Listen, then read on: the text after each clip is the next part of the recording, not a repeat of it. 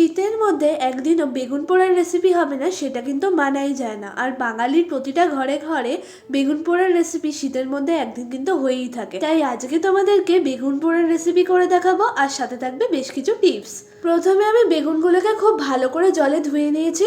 এরপরে বেগুনের গায়ে জল শুকিয়ে এলে বেগুনের গায়ের চারধারে ছুরির সাহায্যে একটু ছিঁড়ে নিয়েছি। একটু লম্বা করে ছিঁড়ে নিলে পুড়তে এবং সেদ্ধ হতে কিন্তু খুব সুবিধা হয়।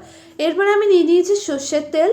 খুব ভালো করে বেগুনের চারধারে সর্ষের তেলটা মাখিয়ে নেব, এমনকি ভিতরেও সর্ষের তেলটা একটু মাখিয়ে নিতে হবে। এরপরে একটা টমেটো আমি এখানে নিয়ে নিয়েছি, যেটার গায়েও আমি একটু অল্প করে সর্ষের তেল মাখিয়ে নিয়েছি। সর্ষের তেল মাখিয়ে নিলে পুড়তে খুব ভালো সুবিধা হয়, আর এছাড়াও সর্ষের তেলে খুব সুন্দর একটা স্মেলও আসে। গ্যাসের উপর যে কোনো লোহার জালি রেখে তার উপর বেগুন এবং টমেটোগুলো রেখে ভালো করে পুড়িয়ে নেব। 10 থেকে 15 মিনিট খুব বড় জোর লাগবে হাই ফ্লেমে রেখে পোড়া। বেগুনগুলো কিন্তু অবশ্যই উলট পালট করে পুড়িয়ে নিতে হবে, আর শেষে কিন্তু একবার চেক করে নিতে হবে যে ভালো করে সিদ্ধ হয়েছে কিনা, অর্থাৎ নরম হয়েছে কিনা। আর একদম শেষে আমি দুটো শুকনো লঙ্কাও পুড়িয়ে নিয়েছি। বেগুনটাকে নামিয়ে 20 মিনিটের জন্য ঠান্ডা হতে দিলে এমনি এমনি খোসাগুলো ছাড়িয়ে আসবে।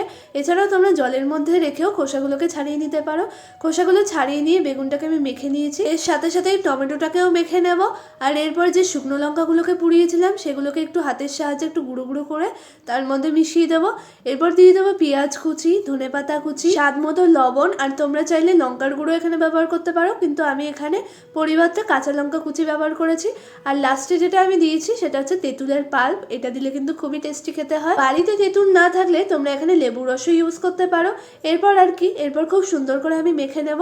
মাখতে মাখতেই আবার জিভে জল চলে এসছে। আর একদম শেষে আমি উপর থেকে একটু সর্ষের তেল ছড়িয়ে দিয়েছি। তাহলে এবার এক থালা ভাত খাও, আর আমার চ্যানেলটাকে সাবস্ক্রাইব করো।